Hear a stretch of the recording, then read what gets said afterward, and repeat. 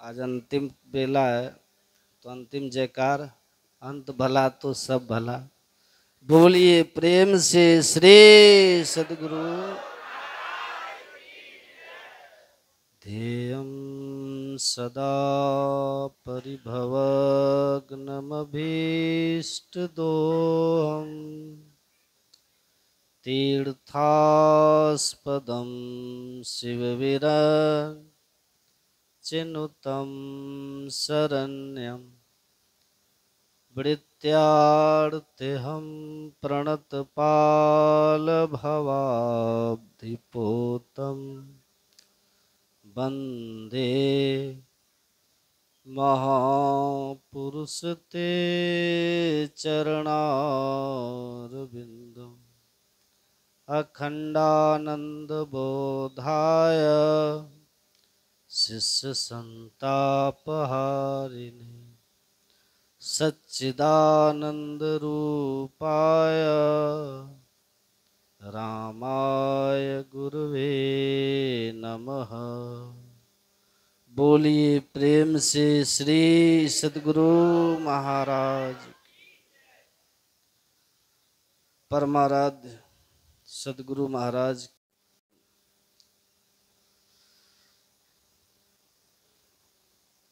अर्चनीय वंदनीय मुदमंगल में साधु समाज के पावन चरणों में नमन तथा इस पवित्र स्थल पर उपस्थित परमादरणीय साधक वृंद, परमादरणीय सत्संग प्रेमी महानुभाव, माताओं एवं भक्तिमती बहनों,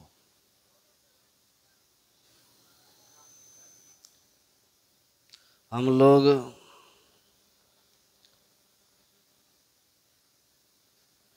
सप्ताह ध्यान साधना शिविर के अंतिम पाली में 7वें दिन के यहाँ सत्संग कर रहे हैं।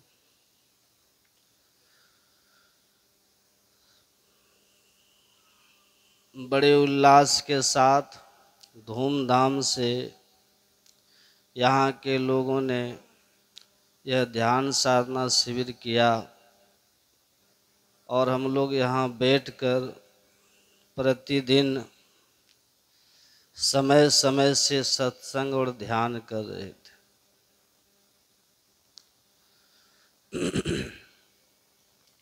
और सत्संग के क्रम में अलग अलग विषयों का पाठ करके उस पर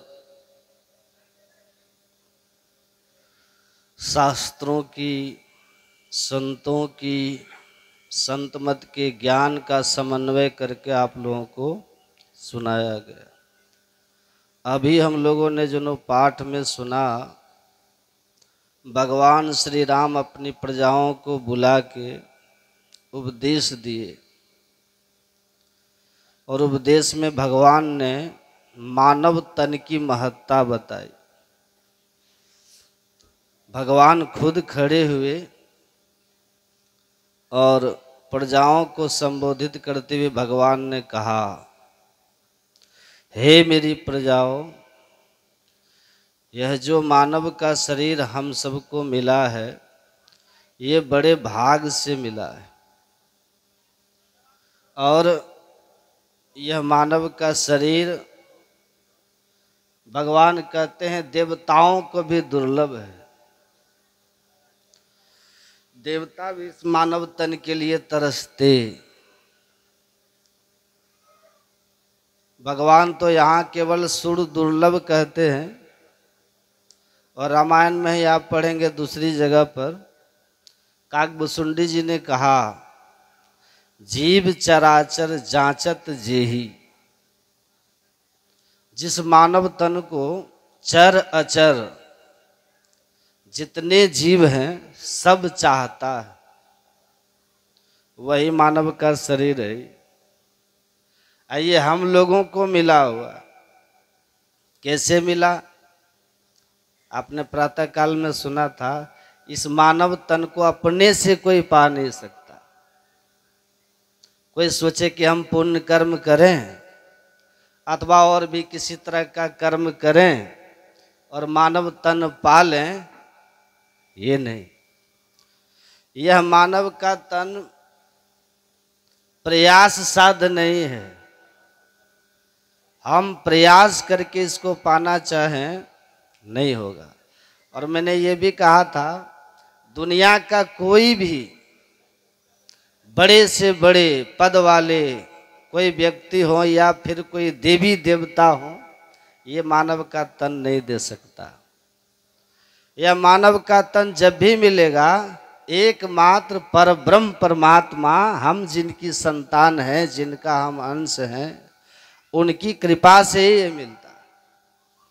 वही आपने अभी पाठ में सुना, भगवान कहते हैं आकर 4,84,000 योनि भ्रमत यह जीव अविनाशी, फिरत सदा माया कर प्रेरा, काल कर्म स्वभाव गुण घेरा।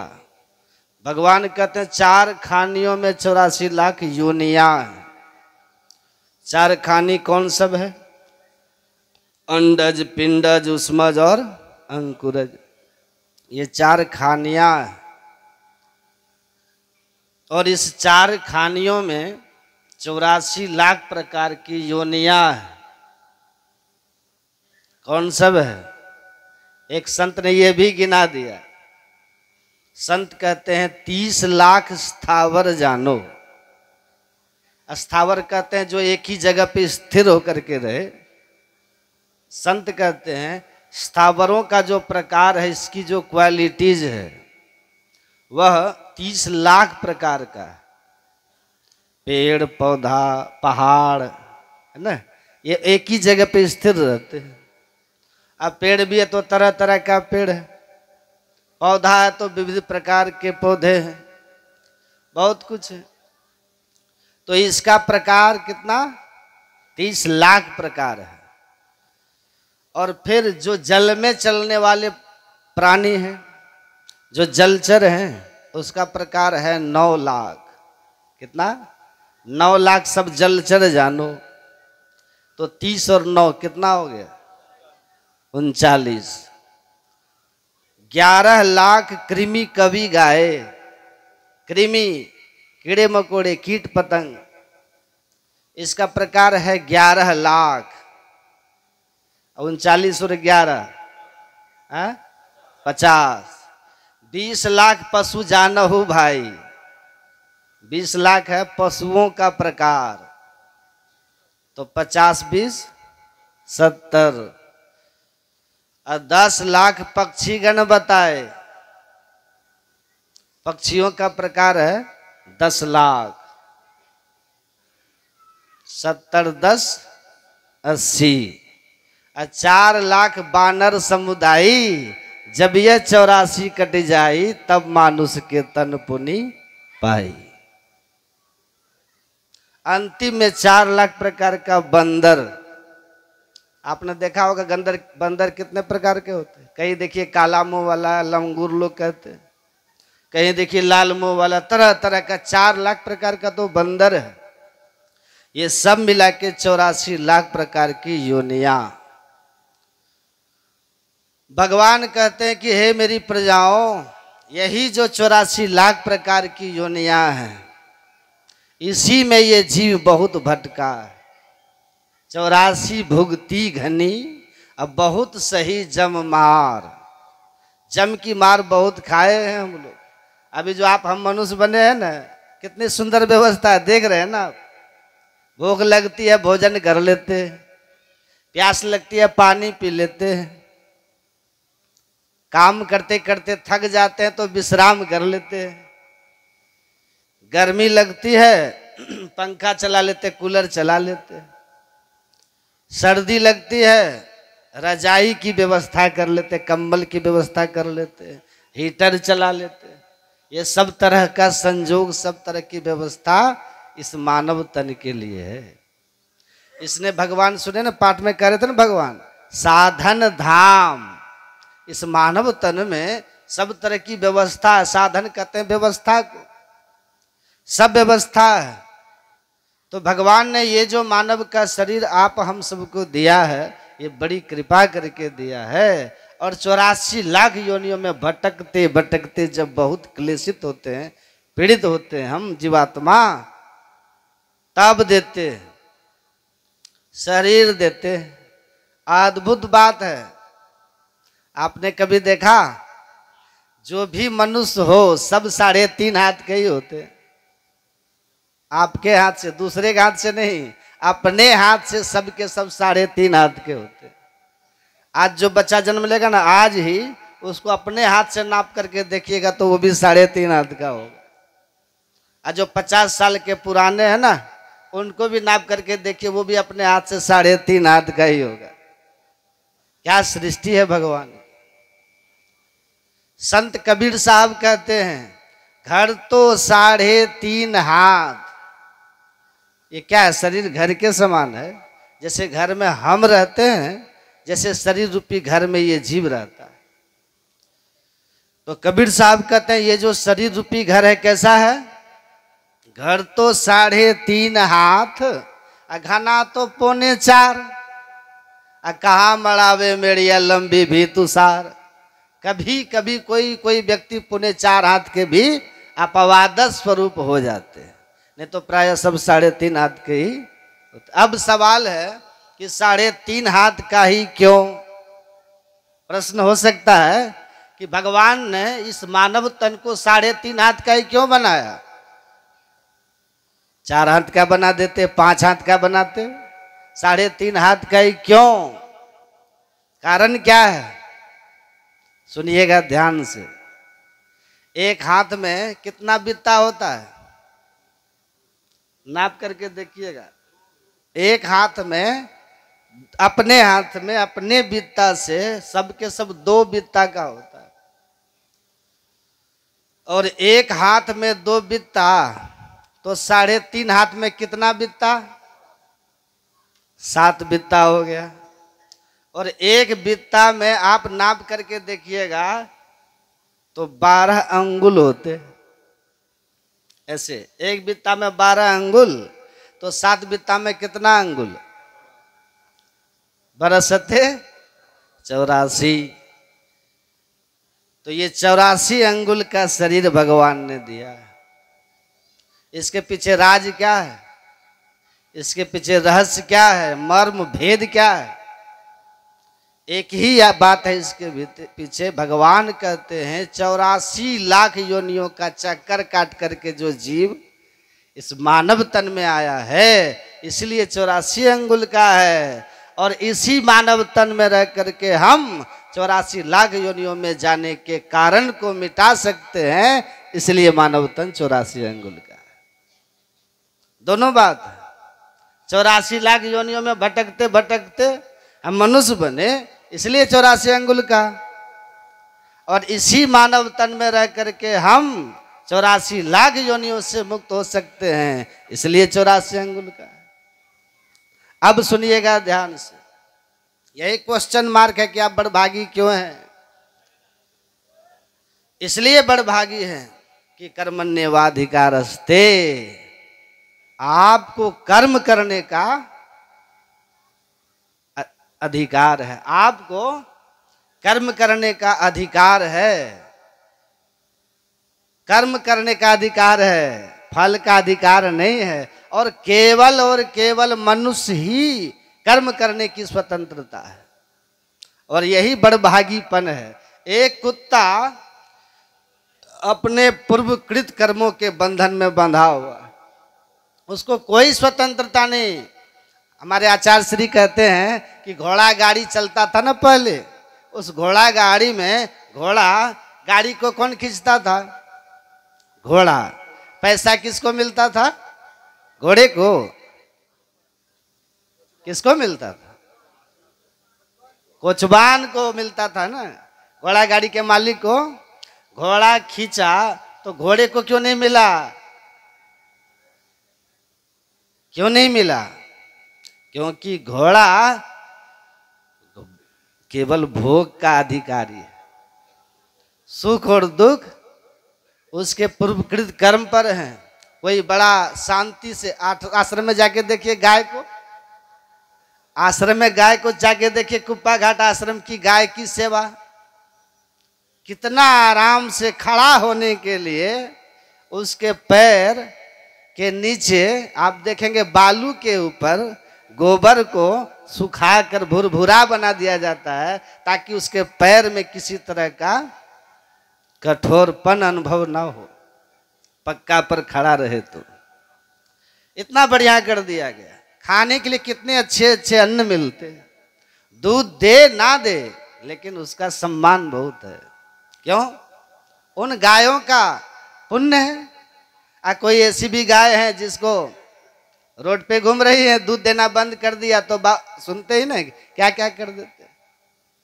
आप अपने बैल को जोत के हाल चला करके उपजा लेते हो फसल, और अपने बैल को कहो कि लो इसमें से 25 किलो हाँ जाओ सत्संग में दान कर देना, मंदिर में दान कर देना, गरीब को दान कर देना, बैल कर देगा? कर्म कर सकता है बैल? हल खींचेगा, क्योंकि पूर्वकृत कर्म से वह बैल है। और जिस योनि में है वहां केवल भोग है, वो अपने भोग से मुक्त होने के लिए कोई उपाय नहीं कर सकता। लेकिन केवल और केवल मनुष्य ही एक ऐसा है जिसको कर्म करने की स्वतंत्रता है। आप अपने भाग्य को बदल सकते हैं। मनुष्य अपने भाग्य का निर्माता है और इसलिए मनुष्य बड़भागी है। देवताओं के लिए भी कहा कि किसी लोक में जो रहने वाले हैं उनके पास भी शुभ कर्मों का फल है, लेकिन वो भी अपने फल शुभ कर्मों की समाप्ति के बाद पुण्य छीन सोई देव स्वर्ग से नरक में आवे। लेकिन मनुष्य जीते जी नरक से स्वर्ग में जा सकता है और कुकर्म करके सुखमय जीवन को नरक बना सकता है। और यही सिर्फ एक बात, कर्म की स्वतंत्रता, मोक्ष का द्वार। अगर आप मोक्ष के द्वार में प्रवेश करने का साधन करते हैं, उसके लिए आपको सत्कर्मी बनना होगा। ना वो रिझे जब तब किने ना काया को जारे, ना वह रिझे धोती टांगे ना काया को पखारे, दया करे धर्म मन राखे, घर में रहे उदासी, अपना सास दुख सबका जाने ताही मिले अविनाशी। आपको सत्कर्मी बनना होगा। आप सत्कर्मी मतलब क्या होता है? दूसरों की मदद करने वाला, दूसरों के सुख दुख का सहभागी बनने वाला। आपको अधिक है ना तो दान कीजिए जरूरतमंद को, सत्य बोलिए, झूठ मत बोलिए। झूठ, चोरी, नशा, हिंसा, मुर्गा अंडा जितना कुछ सुनते हैं वो सबको छोड़िए और व्यभिचार, इन सब पापों को छोड़कर सदाचारी बनिए। कर्णधार सदगुरु दृढ़नावा संत सदगुरु के शरण में जाकर के अगर आप सत्संग और ध्यान करते हैं, मोक्ष के मार्ग पे चलते हैं, तो और संसार का जो आपका कर्म है, कर्तव्य कर्म है, जहां भी आप हैं उस कर्म को ईमानदारी से कर रहे हैं, तो आप अपने मनुष्य तन जो बड़भाग से मिला उसके साथ न्याय करके आप अपने लिए स्वर्ग अर्थात सुख मोक्ष का मार्ग तय कर रहे हैं।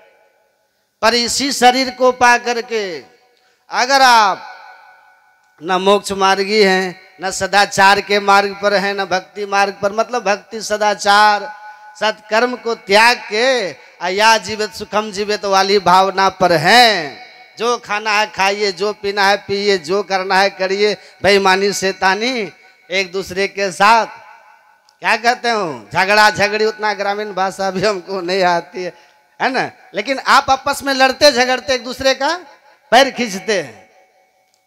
कहते हैं ऐसा नहीं करिए, सहयोगी बन के रहिए। दो आदमी अगर एक साथ हो ना और दोनों का एक दूसरे का हित चिंतन हो रहा हो, तो थोड़ी दूर में वह थोड़ी देर में वो जगह इतना पवित्र वाइब्रेशन से भर जाएगा कि वहां तीसरा आदमी आएगा ना तो वो अपने आप शांत हो जाएगा।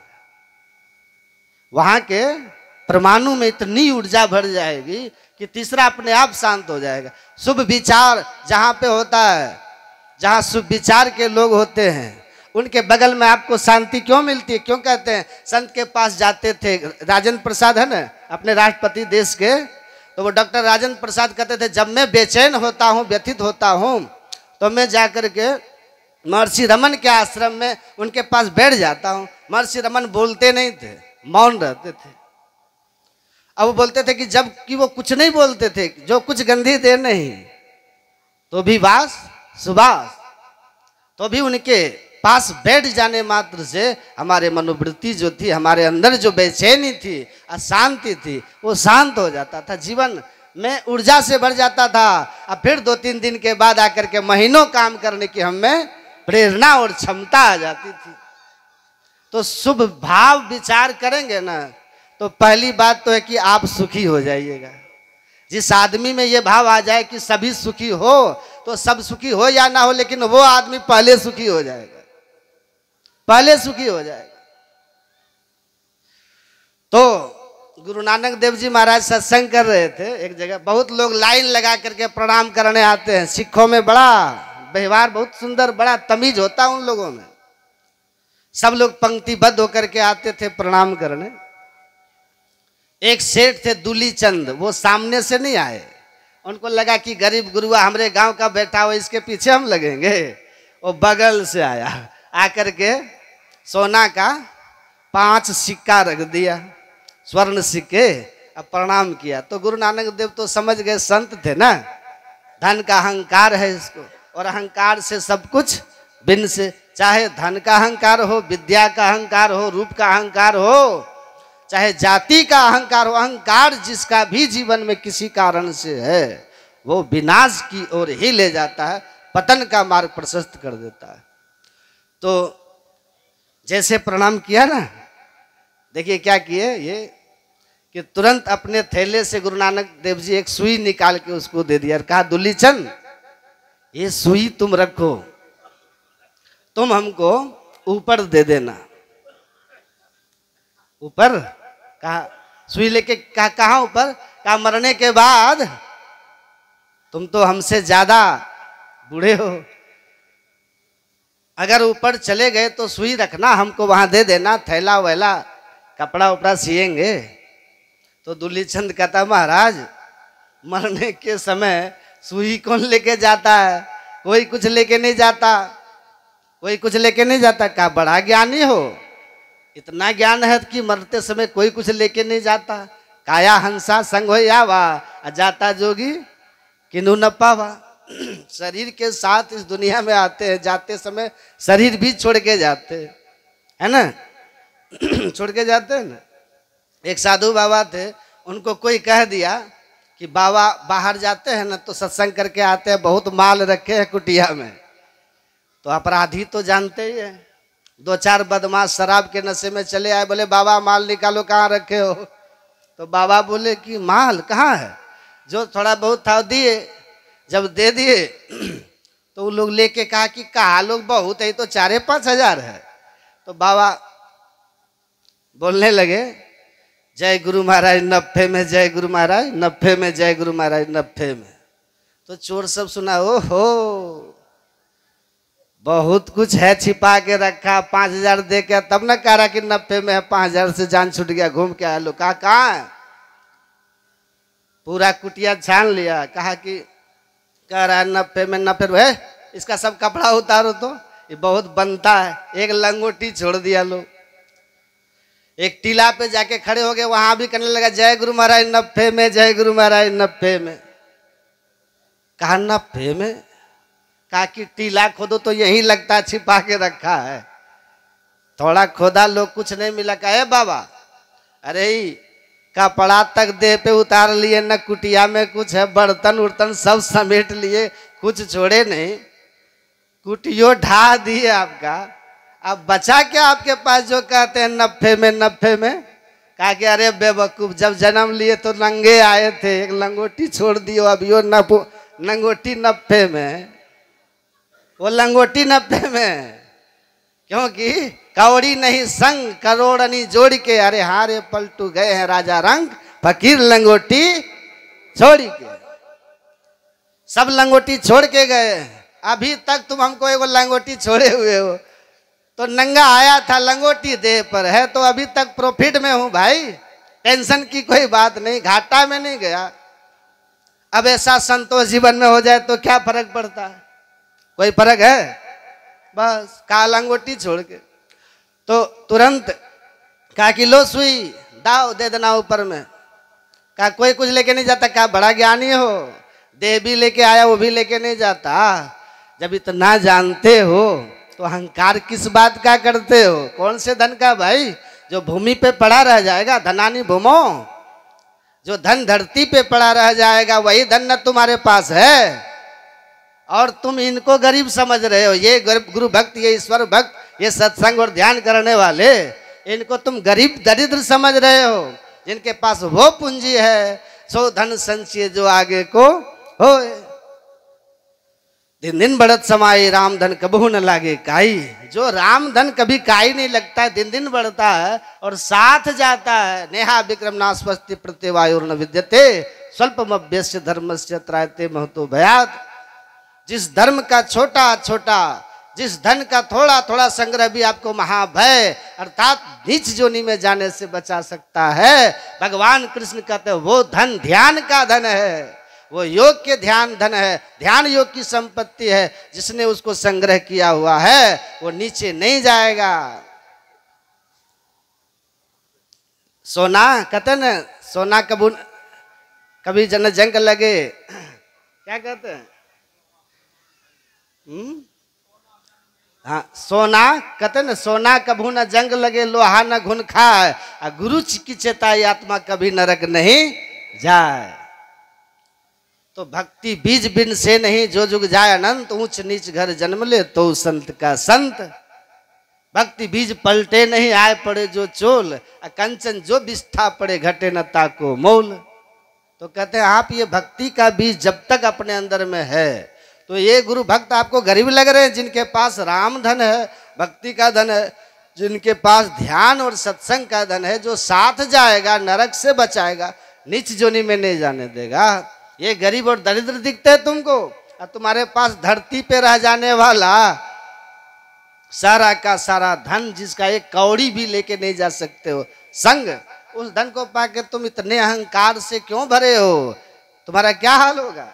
इसलिए गुरु महाराज कहे अरबपति खरबपति हो जाओ, बड़े विद्वान हो जाओ, बहुत रूपवान धनवान, सब कुछ सम्मान के अधिकारी हो जाओ, लेकिन अगर तुमने दीक्षा नहीं ली और साधन धाम मोक्ष तर द्वारा पाई न जही परलोक संवारा, इस मोक्ष के द्वार का ज्ञान सीख के अगर अपना परलोक नहीं संवारे हो, इस जीवन के बाद के जीवन का नहीं सोचे हो, तो सो परत्र दुख पावे सिर धुंधनी पछता।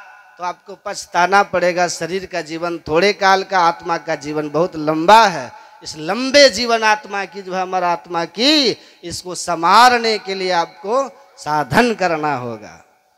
अगर नहीं करते हैं, गुरुमुख नहीं हुए हैं, तो गुरु महाराज इसलिए कहे गुरु दयाल दया कर दिए भेद बताई, महाभागी जीव के दिए भाग जगाई।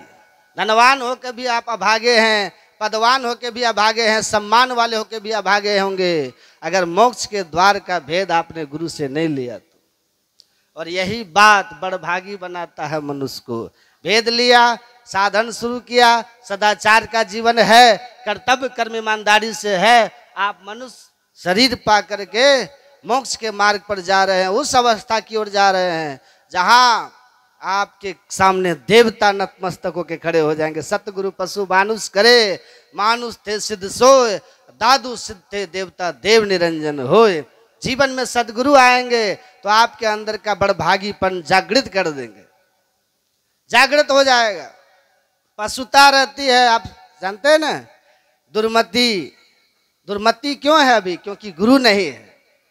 गुरु नाम है ज्ञान का। जीवन में सदगुरु आएंगे, सदज्ञान देंगे, तो आप दुर्मति को त्यागेंगे, सद सम्मति आप में आएगी। तो इसके लिए कहा कि गुरु करनधार, भगवान कहते गुरु के शरण में जाओ। पशुता भरा जीवन है मनुष्य का तब तक जब तक गुरु के ज्ञान में नहीं है, तब, क्योंकि इतना ही जानता है वो, आहार निद्रा भय मिथुनंच सामान्य में तत् पशु भिर नरानाम। आहार निद्रा भय और संतान उत्पन्न करना, ये तो पशु और मनुष्य में समान है। मैं देखा एक बगीचे में चिड़िया का घोंसला, वो चुन चुन के पत्ता लाती थी और इस तरह से घोंसले को बना रही थी, मुझे लगा कि किसी इंजीनियर को कह दो तो दिमाग खराब हो जाएगा। हैं? इंजीनियर का दिमाग खराब हो जाएगा। चिड़िया घोंसला बना रही थी, इतना बढ़िया से बना दी ना, वो घोंसला इतना अच्छा कि ताड़ के पेड़ में है, आंधी आ रही घोंसला घूम रहा है टूट के गिरता नहीं है। और क्या, मुंह ऐसे नीचे से है कि वर्षा कितनों बरस जाए एक बूंद उसके अंदर में घुस नहीं सकता। एकदम फुल वाटर प्रूफ, पक्की ढलैया, जोड़ भी नहीं छोड़ा है कहीं पर, ऐसा एकदम बनाया हुआ। पेड़े उलट जाए तो घोंसला को कुछ होगा, क्या कमाल है, देख लीजिए। तो उसको भी ज्ञान है घर बनाने का, आपको भी राजमिस्त्री वाला ज्ञान है? आप और चिड़िया दोनों समान हैं, दाना चुन करके वो भी घोंसले में बच्चे को खिला रही, आप भी घर में खिला रहे, समान है आप, है ना? कहाँ आप विशेष हैं? चिड़िया किसी गुरु से दीक्षा लेकर के ध्यान नहीं कर सकती, ना ही सत्संग सुन सकती है। आप सत्संग ध्यान करके मोक्ष के मार्ग को जानकर और अपने जीवन को संवार सकते हैं सदगुरु के शरण में जाके, वरना आप और चिड़िया में कोई अंतर नहीं है। इसलिए दत्तात्रेय जी महाराज राजा यदु को, राजा यदुवंश जिससे उत्पन्न हुआ, उस यदु महाराज को कहते हैं यह प्राप्त मानुष्य लोके मोक्ष द्वारमपावृतम गृहेषु सक्तस् ठगवत तमारूढ़म च्युतम विदुः।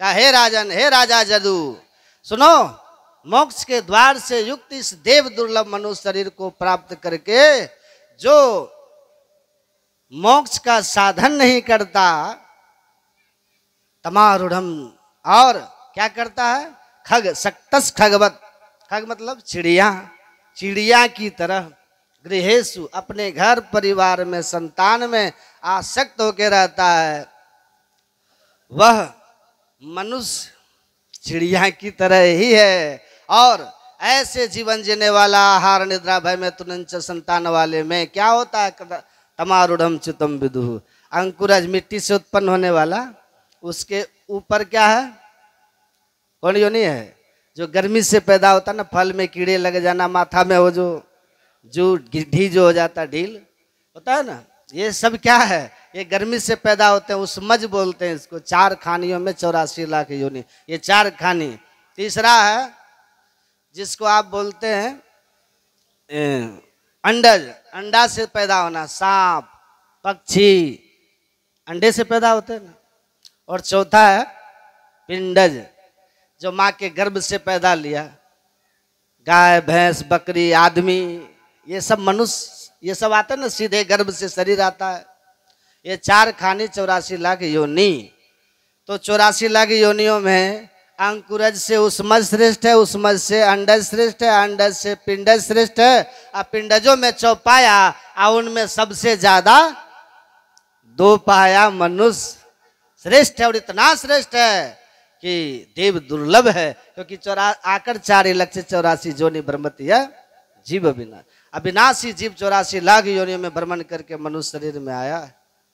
इतनी ऊंचाई है कि देव दुर्लभ है। लेकिन ऐसे शरीर को पाकर पाई न जई परलोक सवारा, पा करके जो गुरु से युक्ति लेकर के परलोक मोक्ष नहीं समारा है, अपने आगे के जीवन की परवाह नहीं किया है, तमारूढ़म च्युतम विदुः, उसका आत्म हन गति जाए। सुन रहे हैं? देखिए उधर गप कर रहा है, शांति से सुनते ही नहीं। मैं नहीं चाहता था कहना, लेकिन थोड़ा कह देता हूँ, सुन लीजिए। एक माताजी को सत्संग में आके गप करने की बड़ी आदत थी, मानती ही नहीं थी, और इतना बोलती थी कि पतिदेव भी परेशान रहते थे। तो एक दिन पतिदेव आए, वकील थे, तो पत्नी शांत थी, बिल्कुल शांत चुप। तो पति डर गए कि ये कहीं ऐसा तो नहीं है कि तूफान आने के पहले की शांति तो नहीं है ये। तो डर से बेटा से पूछा, बेटा क्या बात है? आते तुम्हारी माँ शुरू हो जाती थी, शिकायतों का पिटारा खोलती थी, और आज बिल्कुल चुप है, क्या बात है? कहा पिताजी आप बिल्कुल मत डरिए, ये मेरी एक छोटी सी भूल से चुप है, मौन है। कहा बेटा ऐसा कौन सी भूल तूने कर दी जिससे इसको तुमने मौन व्रत रखवा दिया? हम तो आज तक खुद ही मौन व्रत में रह करके मामले को टालते रहे। तो कहा पापा आप तो जानते ही हैं, जहाँ जाती है बात करती है। सुबह भी सत्संग में गई थी, वहाँ भी गप कर रही थी, महाराज जी समझाए लेकिन नहीं समझी। शाम में फिर सत्संग में जा रही थी, तैयार हो रही थी। अचानक जब वो तैयार हो करके थोड़ी सी तैयारी में कमी रह गई, तब तक लाइट चली गई और मम्मी हमको बुला के बोली थोड़ा वो देना तो जो होठों में लगाते हैं, होठों में लगाते हैं ना, क्या बोलते हैं, लिपस्टिक का, लिपस्टिक देना का। पापा अंधेरा था, जहां लिपस्टिक था ना वहीं पे फेविकोल पड़ा हुआ था, मैं फेविकोल दे दिया।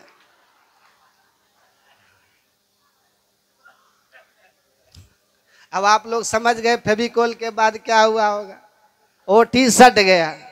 तो सत्संग में आकर के अगर आप बात करेंगे ना तो गुरु महाराज ना करे कि आपको किसी के ऐसा सब कभी हो जाए, लेकिन हम क्या करें, काहू न को सुख दुख कर दाता, अनिज कृत कर्म भोग सुनु भ्राता। तो आप समझिएगा, तो शांति से सुनिएगा। मेरी न मानो यमराज तो मनाएगा, तेरा किया डंडा मार के भुगताएगा। कहे गीतानंद फिरेगा तू रोता, 1,84 में लगाएगा गोता, फिर जन्मना और मरना पड़ेगा, रे मन मुसाफिर निकलना पड़ेगा। अगर संतों को नहीं मानोगे ना तो यमराज की माननी पड़ेगी आप। इसलिए सत्संग में आकर के संतों को सुनो, फिर यमराज आपको नहीं छुएगा। दुनिया को ठगना नहीं है ना, दुनिया को ठगने वाला खुद ठगा जाता है, खुद ठगा जाता है। एक डॉक्टर थे, डॉक्टर बोर्ड लगा के रखे थे, शर्तिया इलाज, बोर्ड में, समझ रहे ना मेरी बात। दान उन कीजिएगा, हमको नहीं, यहाँ आश्रम में जरूरतमंद को, ठीक है, याद रखिएगा। नहीं,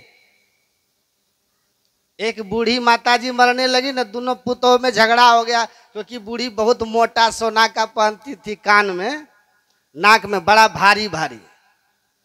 अब पुतों को लगा कि ये बुढ़िया मरेगी तो कहीं बड़की न रख ले, वो छोटकी हुक्के में जाके खींच ली, दोनों कान वाला हुक्के में प्राण छूटने के पहले खींच ली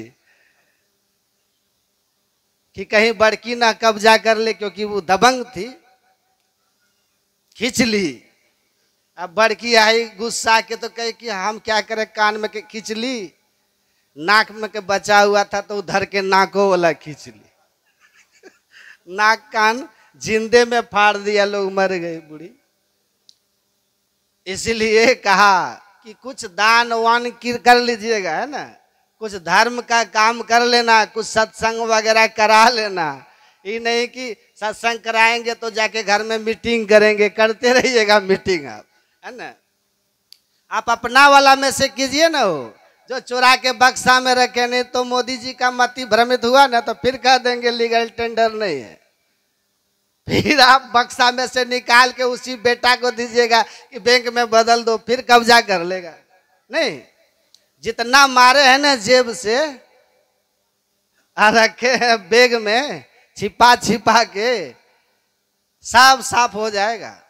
नहीं तो रखा रह गया और निकल लिए आप तो फिर बक्सा खोल के झाड़ झाड़ के देखेगा, लोग कहेगा देखो बुढ़िया कितना झूठ बोले छिले, है कि हमारा पास कोई टका नहीं।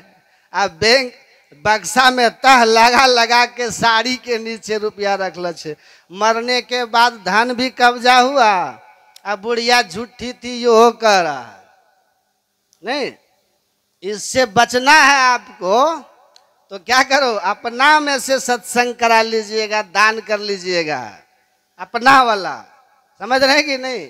अने हम इसलिए समझा रहे हैं, इतना दिन ब्रह्म ज्ञान समझा, थोड़ा देर में ब्रह्म ज्ञान में सुनाएंगे।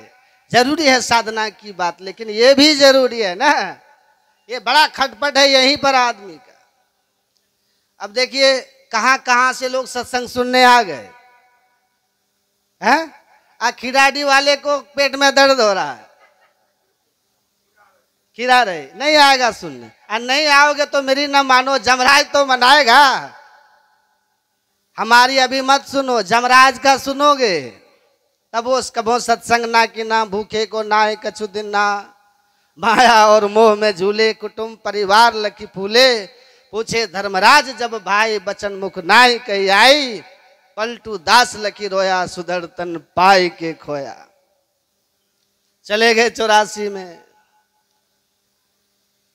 84 में अभी थोड़ा सा कुछ परेशानी हो जाता है, तुरंत चले जाते हैं डॉक्टर के पास। अब बंदर बंदरी बन जाइएगा तब कौन डॉक्टर के पास जाइएगा, बताइए? तब कौन ब्यूटी पार्लर जाइएगा? अभी तो खूब, तो ये सुंदर शरीर फिर मिले,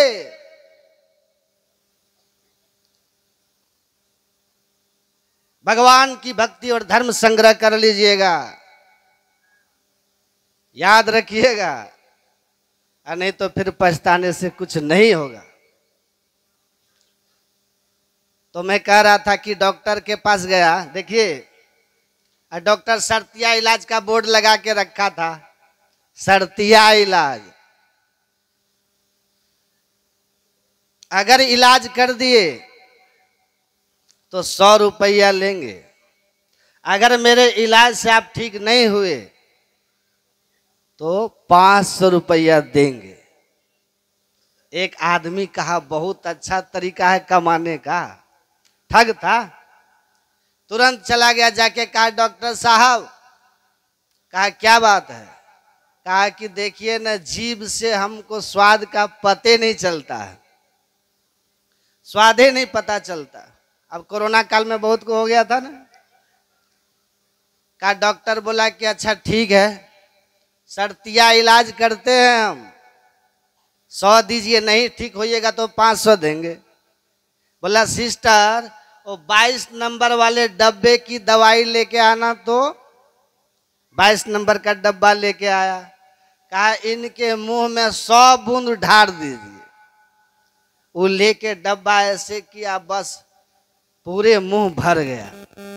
मुंह में जैसे भरा तो कहता अरे राम राम राम राम, ये तो पेट्रोल है, दवाई नहीं है, पेट्रोल है पेट्रोल है। पूरा जी झरक गया।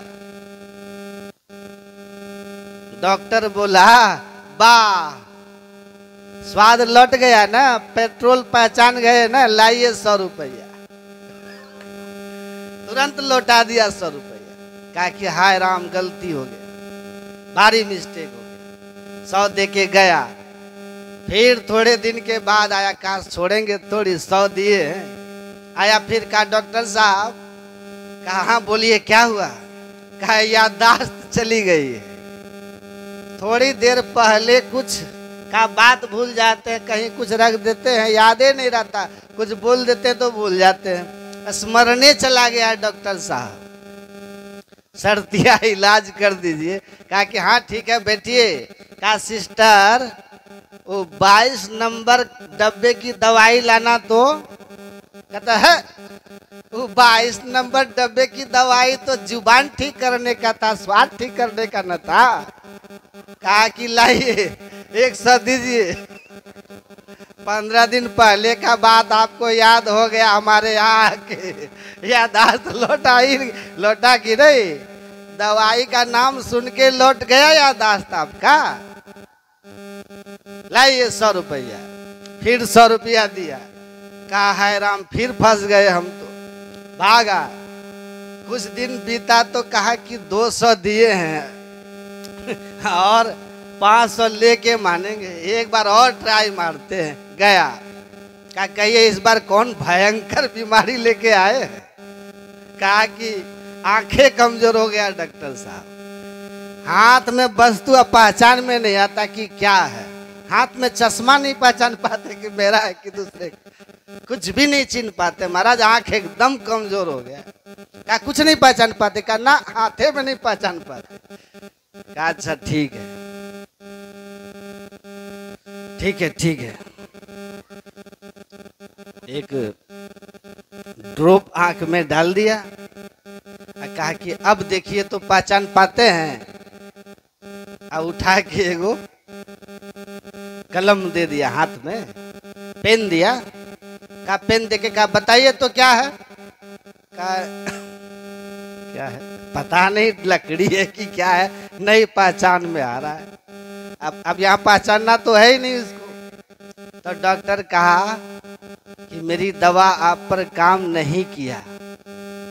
कहा तब तो आप शर्त हार गए? कहा हाँ हम हार गए। कहा लीजिए 500।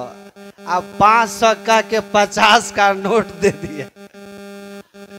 कहा लीजिए 500, दिया 50 का नोट। जैसे 50 का नोट दिया, कहता दिमाग खराब है, 500 बोल के 50 दे रहे हैं, 50 दे रहे हैं। डॉक्टर बोला मुबारक हो, दवा का असर हो गया, पहचान में आने लगा।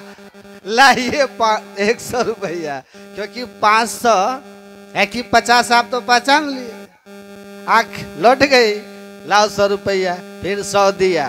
उसके बाद कहा सुनो, हाँ कोई चतुर न पावे पार नगरिया बावड़ी। यहाँ ठग बन के आओगे तो भगवान को ठग नहीं सकते आप। खुद भगवान को ठगने चलोगे ठगा जाओगे, दुनिया को ठगने जाओगे आप ही ठगा जाओगे। इसलिए कबीर आप ठगारिए और न ठगिए कोई। ठगा जाने में कोई हर्ज नहीं है, पाप नहीं है, ठगने में पाप है। इसलिए ठीक से ध्यान रखिएगा, नहीं तो बस 50 दे के कह देंगे कि लो 500, आप अपने फंस जाइएगा, है ना। तो जीवन को उपकारी बनाइए, परोपकारी बनाइए और धर्म संग्रह कीजिए, है ना। मेल प्रेम से रहिए, ऊपर ले जाना है धर्म संग्रह। कर्तव्य धर्म संग्रह, धर्मानुगो गच्छति जीव एक। भगवान करे आप सबकी ये श्रद्धा, आप सबकी ये भक्ति, आप सबकी ये प्रीति दिन दुनी रात चौगनी और बढ़े और बढ़े। यही शुभ कामना आप सभी के लिए मेरे दिल की दुआ है, शुभ कामना है। आशीर्वाद तो अपने से बड़े देते हैं, मैं आप लोगों से बड़ा नहीं, पर मेरे एक शुभ कामना है। मैं गुरु महाराज के चरणों में और परमात्मा के चरणों में ये प्रार्थना कर रहा हूँ कि ऐसे यहाँ के सभी भाई, ऐसी श्रद्धालु देवियाँ, बहनें, साधु संत, बच्चे बच्चियाँ, इन सभी पर ईश्वर परमात्मा और गुरु की दया का हाथ सदा रहे। हम सभी साधकों की श्रद्धा और बढ़ती रहे। यही सच्ची संपत्ति है भाइयों बहनों, है ना। यही सच्ची संपत्ति है। यही मरने के बाद साथ जाएगी। रुपए क्या साथ जाएंगे, सुविधा क्या साथ जाएगी, मकान क्या साथ जाएंगे, ये भक्ति साथ जाएगी। इसलिए सभी के चरणों में मेरी प्रार्थना है कि इस भक्ति को संभाले रखिएगा, इस भक्ति की पूंजी को बिखरने नहीं दीजिएगा, इस भक्ति को खूब बढ़ाइएगा, खूब बढ़ाइएगा। आप भी बढ़ाइए, मैं भी बढ़ाता हूँ। और हम बढ़ाने वाले कौन होते हैं? इन्हीं की कृपा होगी, हमारी भक्ति बढ़ती जाएगी, बढ़ती जाएगी। आप सब ग्रामवासियों को मैं बहुत बहुत नमन करता हूँ। अब विशेष धन्यवाद मैं गुरु महाराज को देता हूँ, क्योंकि इनकी कृपा से,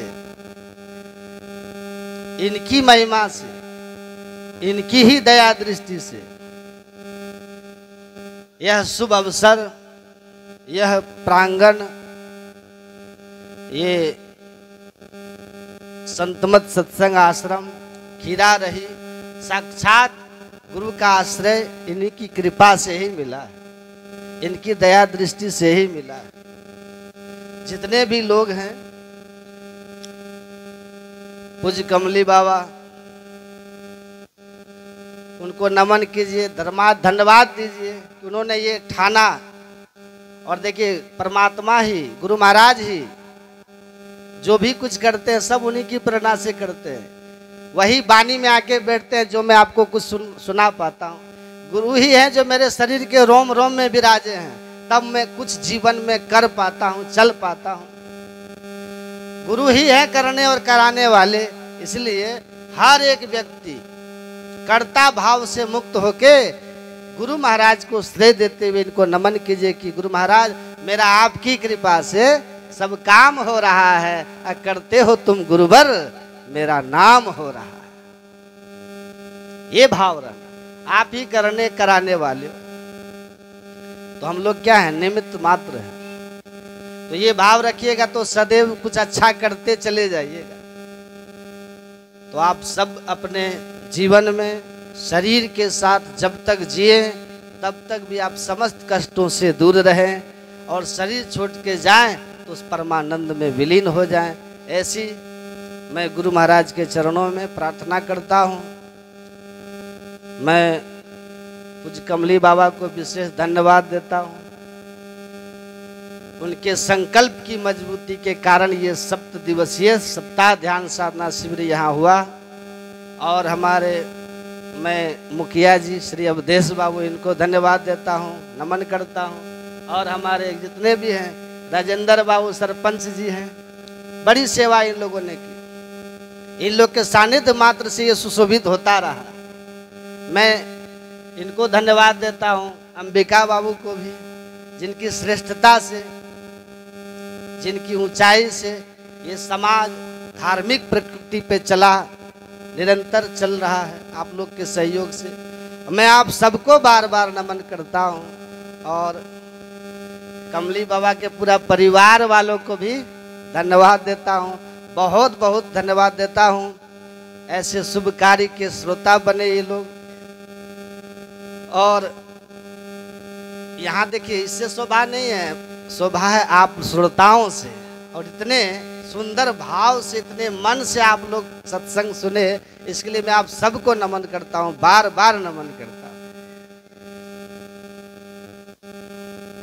मेरी टूटी फूटी भाषा में जो भी कुछ कहने का मैंने प्रयास किया, यदि कुछ त्रुटि रही हो तो क्षमा कर देना। ये सोचकर कि बच्चा जब बोलता है ना, तो तुतली तुतली भाषा में कुछ न कुछ ऐसा बोल देता है। यदि कुछ ऐसा अनुचित लगा हो तो मुझे क्षमा कर दीजिएगा।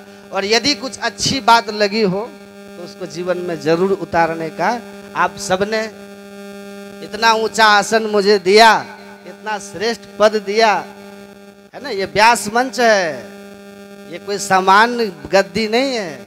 इतनी ऊंचाई दी, और इतने बड़े बुजुर्ग, इनमें से बहुत ज्ञानी हैं, मुझसे ज़्यादा अनुभवी हैं, मुझसे ज़्यादा उम्र में बड़े हैं। बहुत से ऐसे हमारे बड़े बुजुर्ग हैं जो बहुत कुछ जानते हैं, बहुत श्रेष्ठ हैं, फिर भी नीचे बैठे हैं। तो मैं इस भाव को ऐसे ही लेता हूँ कि जब बालक मेला देखने जाता है ना, और उसको मेला दिखाई नहीं देता है, तो फिर बड़े बुजुर्ग क्या करते हैं, वो उस बालक को अपने कंधे पर बिठा लेते हैं। बस मुझे ऐसा ही लगता है कि आपने ये जो ऊंचाई दी, कि आप सब बड़ों की ये महानता है, आपकी श्रेष्ठता है कि आपने स्वयं इतने मन से सुना है सत्संग को। हर एक व्यक्ति के भीतर परमात्मा है, सबके भीतर चेतना है। तो समय विदाई का है, पर एक बात मैं जरूर आप सभी से कहूँगा। निश्चित ही एक भक्ति का रिश्ता तो हम सबका होता ही है ना, माताओं से तो मेरा रिश्ता होता ही है, इसीलिए कि इनसे ही प्राकट्य है, इनसे ही प्रादुर्भाव है, इनसे ही सब कुछ है। आज जब विदाई का समय है, ये हृदय की बात और हृदय तक पहुँचे, इसीलिए कहता हूँ। तो मैं आप सभी को और पूरे परिवार वालों से, जिनके यहाँ मैं ठहरा, उनसे भी मैं कहूँगा कि जब आप यहाँ से हमको विदाई करो ना, तो किसी मतलब व्यास के रूप में नहीं, किसी विद्वान के रूप में, किसी संत के रूप में, किसी देवी देवता के रूप में, किसी अहदेदार के रूप में, किसी प्रवक्ता के रूप में, किसी संत के रूप में मत कीजिएगा। जब विदाई कीजिएगा तो सरल हृदय से एक बेटा की तरह करना और भाई की तरह करना, है ना, भाई की तरह करना। आप सभी को बारंबार प्रणाम करता हूँ।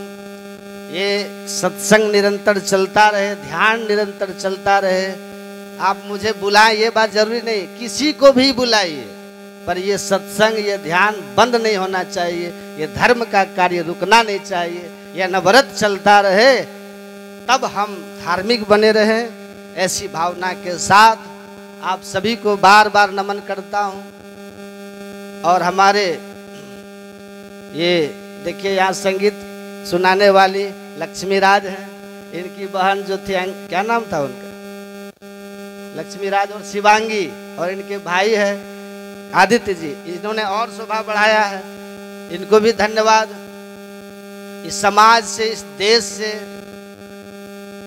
विदुषिया निकले, बालक विद्वान निकले, है ना, यही उद्देश्य है इस सत्संग और ध्यान का।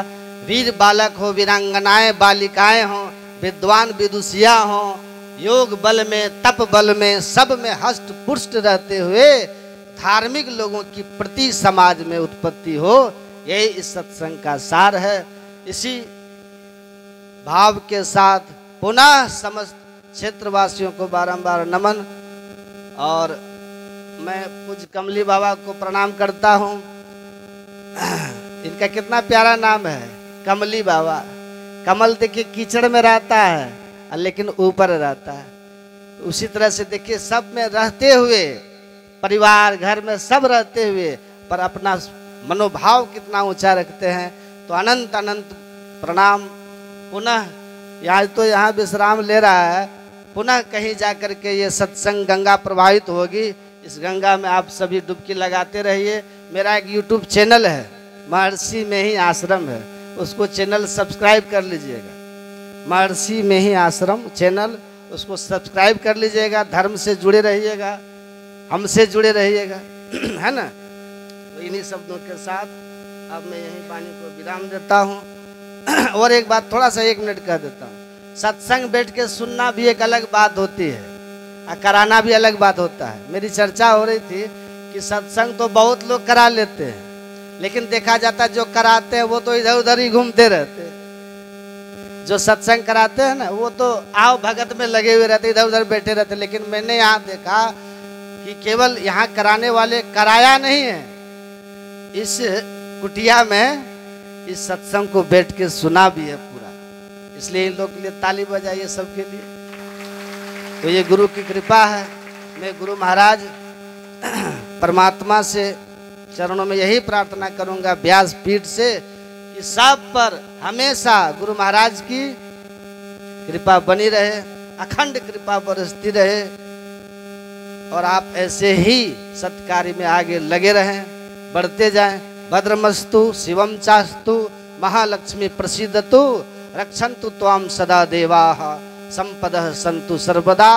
मैं सबके लिए जो भी छूट गए, समस्त जितने भी सेवा में लगे रहे, तन मन धन वचन, सबके लिए मंगल कामना करता हूँ। आप सब जो सत्संग श्रवण करने के लिए दूर दूर से आए, आप सब भी अब अलग नहीं है। मुझे ऐसा ही लगता है कि आप सब भक्त भी गुरु महाराज का परिवार ही हो, कोई अलग नहीं है। आप सब, हम सब परिवार के सदस्य हैं। तो मैं सब के लिए यही प्रार्थना करूंगा कि मेरे गुरु महाराज और ईश्वर परमात्मा की कृपा आप सब पर भी बरसती रहे। अंत में यही कहूंगा कि न शिकवा न शिकायत न गिला करता हूँ, सब सलामत रहो यही दुआ करता हूँ। बोलिए प्रेम से।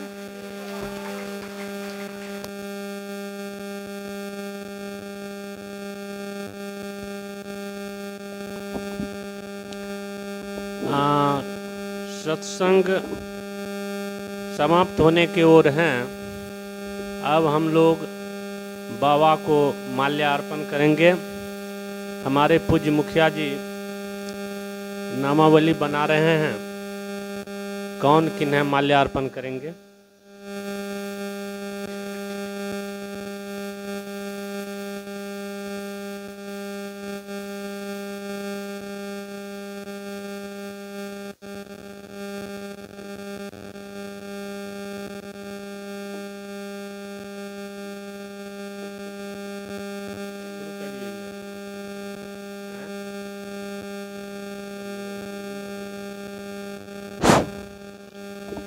हमारे इस संस्था के व्यवस्थापक और संचालक कमली बाबा आवें और गुरु महाराज पर माल्यार्पण करें। माला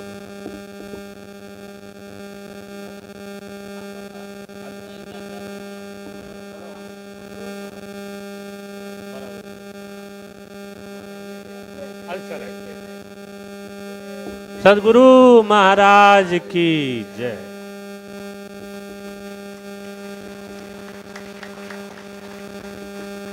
हमारे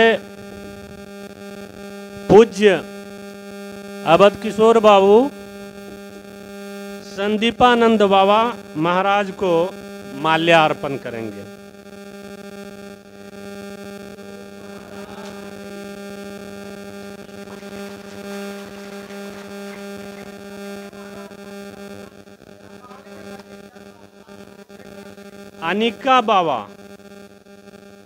अनिका बाबा बालेश्वर बाबा को माल्यार्पण करेंगे।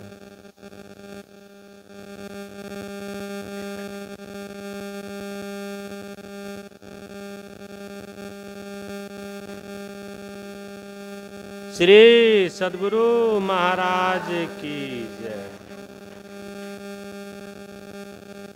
राजेंद्र यादव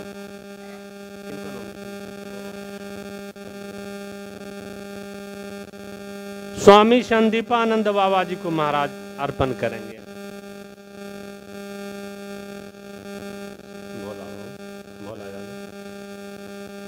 श्री सद्गुरु महाराज की जय।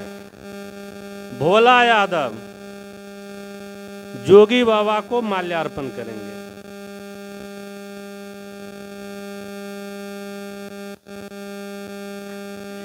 सद्गुरु महाराज की जय। राजेंद्र मंडल गुरु महाराज पर माल्यार्पण करेंगे। राजेंद्र मंडल।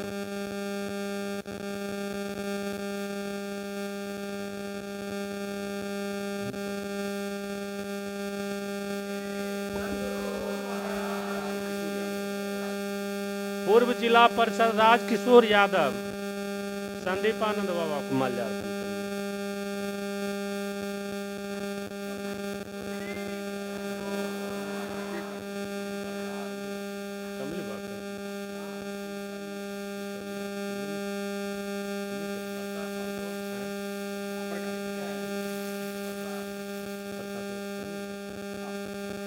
प्रकाश दास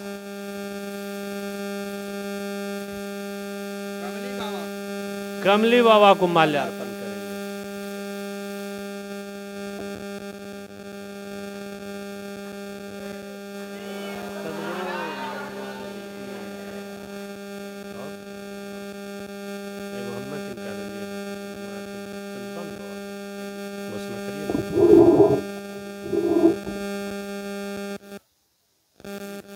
श्री विकास चंद्र यादव स्वामी संदीपानंद महाराज को।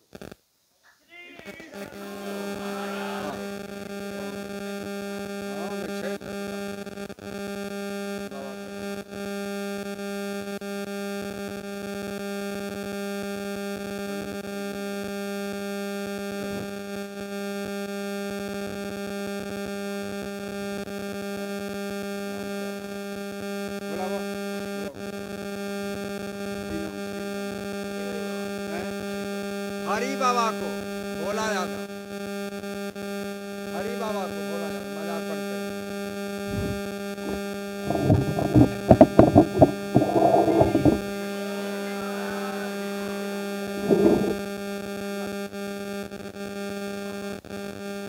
रामविलास यादव मुरादपुर, रामविलास यादव मुरादपुर गुरु महाराज को माल्यार्पण करेंगे।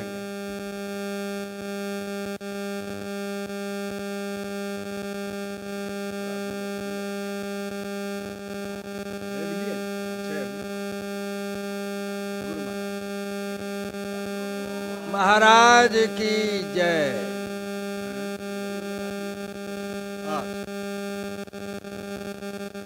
त्रिवेणी शर्मा संदीपानंद महाराज को माल्यार्पण करेंगे।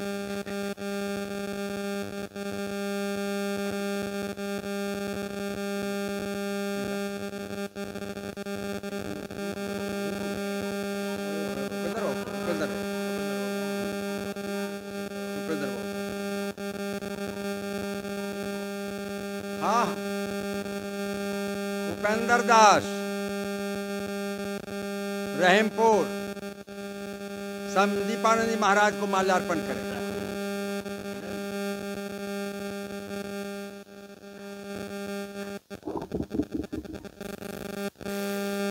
सदगुरु महाराज की जय।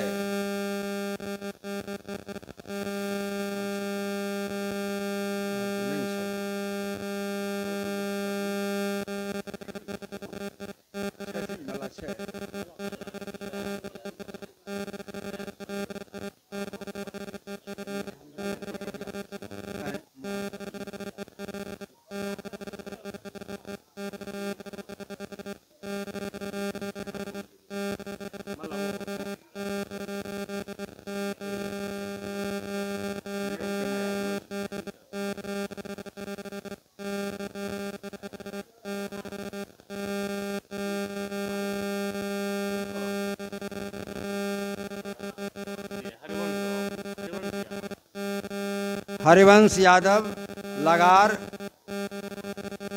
संदीपानंद जी महाराज को माल्यार्पण करेंगे।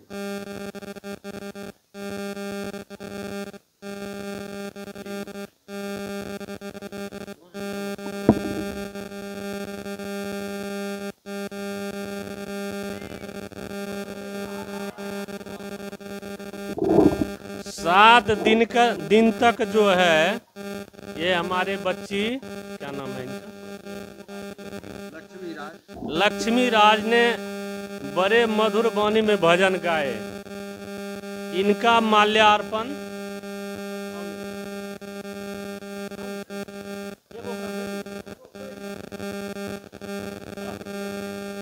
की नाम,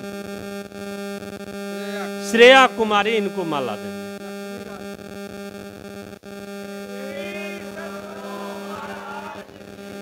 गोलू ने भी तबले पर बहुत अच्छा संगत किया है। गोलू को हम ही पहना देते हैं। श्री सदगुरु महाराज की।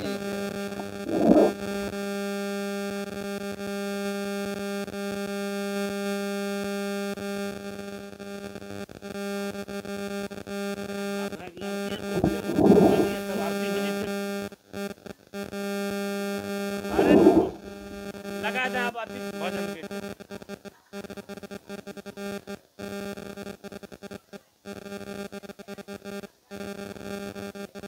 पहले भजन गायला तब विदाई गीत गई, एक दो भजन गायला तब विदाई अंतिम में तब आरती लगी।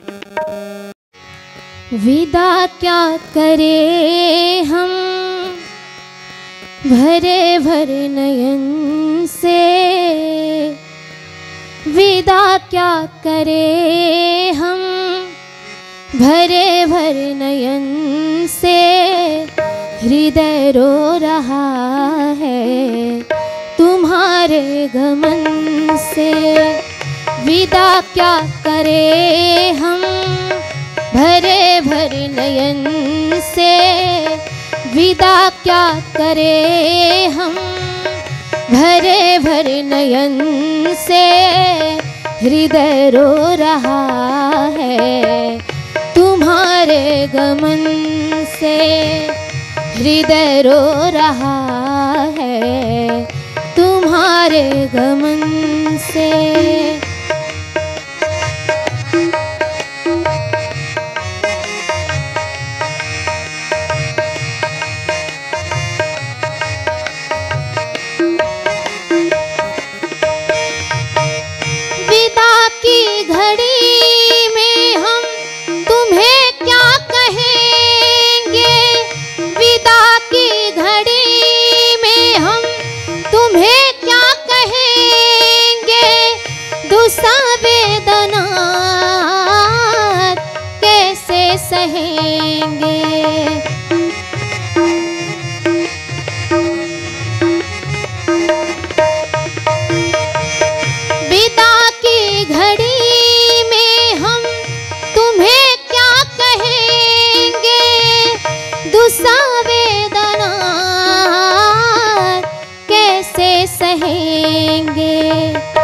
कैसे निकाले तुम्हें अपने मन से, कैसे निकाले तुम्हें अपने मन से, हृदय रो रहा है तुम्हारे गमन से।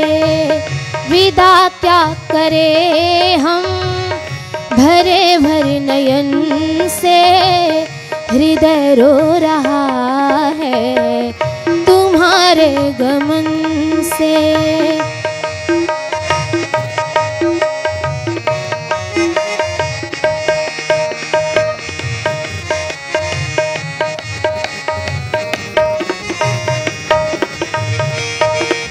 नहीं जा रहे तुम, खुशी जा रही है। नहीं जा रहे तुम, खुशी जा रही है। दुसा वेदना पी की गा रही है।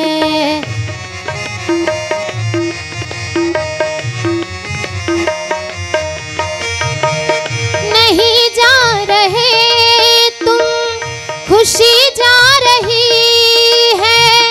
दुसा वेदना पी की गा रही है। स्वयं बागवां जा रहा है चमन से। स्वयं बागवां जा रहा है चमन से। विदा क्या करे हम भरे भरे नयन से। विदा क्या करे हम भरे भरे नयन से। हृदय रो रहा है तुम्हारे गमन से।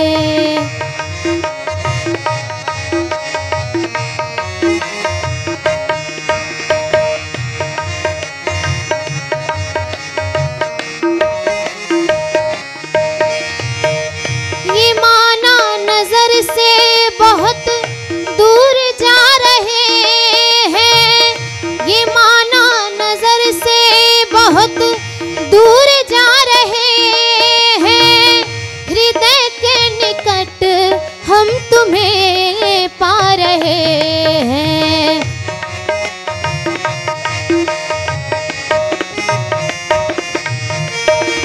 ये माना नजर से बहुत दूर जा रहे हैं। हृदय के निकट हम तुम्हें पा रहे हैं। ये पूछूं गगन से, ये पूछूं चमन से। ये पूछूं गगन से, ये पूछूं चमन से। हृदय रो रहा है तुम्हारे गमन से।